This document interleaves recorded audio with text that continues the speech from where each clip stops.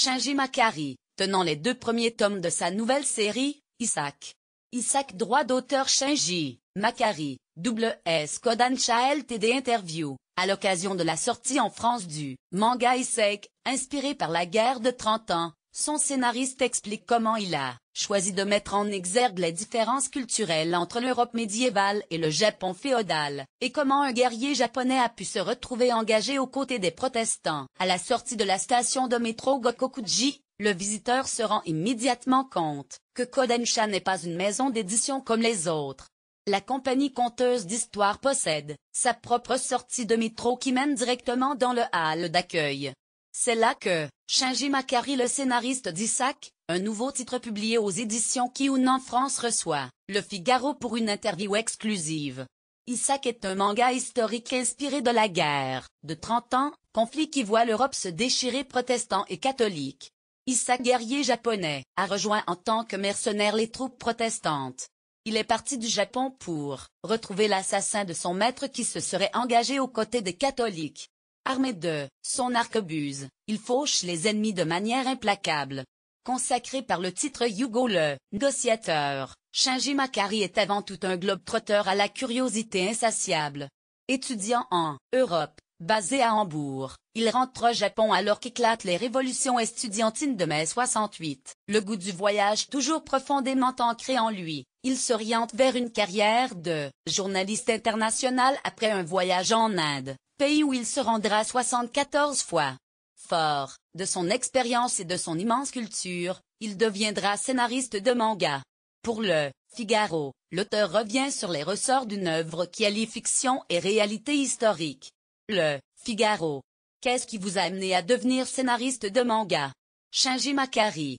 Avant d'être auteur de manga, j'étais journaliste international freelance. J'ai voyagé dans de nombreux pays et découvert autant de cultures. Ce qui me plaît avec l'écriture de scénarios de manga, c'est l'extrême liberté que j'ai pour m'exprimer. Bien entendu, je me suis inspiré de mon expérience pour Hugo. Les premières histoires se déroulent dans des lieux que j'ai couverts en tant que journaliste. Aussi, quand on prend de l'âge dans le journalisme freelance, on nous confie de moins en moins de missions. Qu'avez-vous ressenti à la première publication reliée d'un de vos mangas? J'avais déjà publié plusieurs livres de reportages, mais quand mon manga est sorti, j'ai eu l'impression qu'un nouveau moi naissait. Cela m'a rappelé également mes premières émotions professionnelles, lorsque, par exemple, je découvrais un pays pour la première fois. D'où vient le nom de Isaac, le héros de votre saga? D'après les sources que j'ai consultées, les Japonais qui sont venus en Europe au XVIIe siècle ont tous pris des noms d'origine chrétienne. Isaac n'est pas chrétien, mais il a un nom qui est à la fois très commun au Japon. Isaku est facilement assimilable par les Européens, car il ressemble à Isaac. Comment travaillez-vous avec votre dessinateur? J'ai travaillé avec de nombreux dessinateurs, mais c'est la première fois que je collabore avec un mangaka qui respecte autant mes indications. Si j'écris qu'Isaac tourne un peu la tête à gauche, cela sera retranscrit dans le dessin. D'où vous est venue l'idée d'une histoire d'un mercenaire japonais au milieu de la guerre de 30 ans? J'ai vu, un jour, une reproduction de cartes d'Europe entourée d'une frise, représentant des guerriers de divers pays. Il y avait des chevaliers français, des Suédois, et, au milieu de tous ces Européens, des Japonais appelés mousquetaires. Pourquoi ces Japonais étaient-ils dessinés au beau milieu de cette frise de cartes de l'Europe? Qui plus est en tant que mousquetaires. Quand j'ai commencé à réfléchir à une nouvelle œuvre, cela m'est revenu en mémoire. Est-ce compliqué de trouver de la documentation pour cette série? Oui, c'est assez compliqué, surtout pour la documentation graphique. En ce qui concerne l'architecture, il reste de nombreux châteaux ou villes anciennes en Allemagne. Il me suffit d'aller prendre des photos sur place. Mais, pour ce qui est des habits, ou des détails de la vie courante, il est difficile de trouver des informations pour le dessinateur. L'histoire d'Isaac sera-t-elle toujours liée à cette guerre? Il n'était pas prévu dès le début d'utiliser la guerre de 30 ans comme décor. Mais au Japon, la dernière grande guerre s'est terminée en 1615, avec la défaite de la faction des Toyotomi face au clan Tokugawa. Avec la fin des conflits, de nombreux combattants japonais se sont exilés en Asie du Sud-Est pour trouver du travail comme mercenaires. Certains sont allés en Europe. Et à cette époque, la seule guerre en cours était la guerre de 30 ans.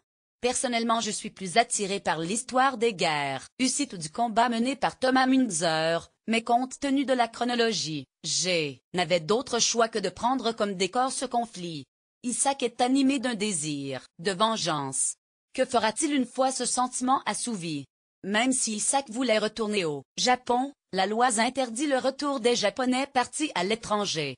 Cette règle date des années 1620. Donc quelques années après l'action en cours, il sera coupé de son pays. Avez-vous déjà la fin de l'histoire en tête? Non, et c'est la première fois que je procède ainsi. Pour Hugo, j'écrivais le scénario jusqu'au bout avant de le transmettre au dessinateur. Mais pour Isaac, j'écris chapitre par chapitre. De nombreux mangas de fantasy, Vinland Saga, Berserk, Hakud, prennent pour décor l'époque médiévale en Europe. Pourquoi les lecteurs japonais sont-ils attirés par cette période? C'est une question difficile. Je ne peux pas parler pour l'ensemble des lecteurs japonais, mais je peux vous dire pourquoi je suis personnellement intéressé par cette période. Ce qui me fascine, c'est le passage du Moyen Âge à la modernité. L'historien Jacob Burckhardt a bien expliqué que l'Europe n'était pas passée subitement des ténèbres du Moyen Âge aux lumières de la Renaissance. Par exemple, la chasse aux sorcières, symbole de l'époque médiévale, s'est poursuivie longtemps après. La porte séparant les deux périodes s'est ouverte peu à peu, à un rythme différent dans chaque pays. C'est ce processus que j'aime observer. Pourquoi Isaac est-il un tireur et non pas un samouraï armé de son katana? À l'époque de Isaac, la guerre est une affaire de fusil, même au Japon. De plus, l'un des concepts clés de l'histoire est que l'arme que porte Isaac est d'un genre nouveau, bien plus précise que tous les fusils fabriqués jusque-là. En outre, qu'un Japonais en armure se batte non pas au sabre, mais au fusil, apporte une touche d'originalité. Vous qui avez beaucoup voyagé, quel est le point commun entre Isaac et vous? Je dirais la capacité d'adaptation à un monde complètement étranger. J'ai beaucoup voyagé en Inde. J'y suis allé en partant d'Europe, en traversant la Turquie et l'Iran. Je me suis très vite habitué à ce nouvel environnement, et cette faculté d'adaptation m'a procuré une grande sensation de bien-être. Je veux créer des héros dotés de cette même qualité, capables de se sentir chez eux, dans des pays à la culture et à l'histoire différentes. Je veux imaginer des Japonais, capables de penser et d'agir différemment de leurs pairs. Pensez-vous que cette faculté d'adaptation manque aujourd'hui aux Japonais? Oui, j'ai parfois cette impression. Le Japon est devenu beaucoup plus riche qu'à l'époque où j'ai grandi. La vie est prospère. Je pense que ses habitants peuvent en être fiers, mais il ne faut pas que cette fierté se transforme en mur face à d'autres cultures. Auriez-vous un message pour les lecteurs français? La France a une place particulière dans mon cœur. C'est le pays où je rêvais d'aller enfant. La première fois que je suis venu en Europe, c'était à Hambourg, en Allemagne. Quelques jours après mon arrivée, j'ai laissé mes valises, et j'ai sauté dans le train de nuit en partance pour Paris. Je n'oublierai jamais mon émotion quand je suis descendu à la gare du Nord. C'était en janvier 1968, une époque troublée. Je suis très heureux et honoré qu'une de mes œuvres y soit publiée. Isaac, édition Kiyun, 7,90 €.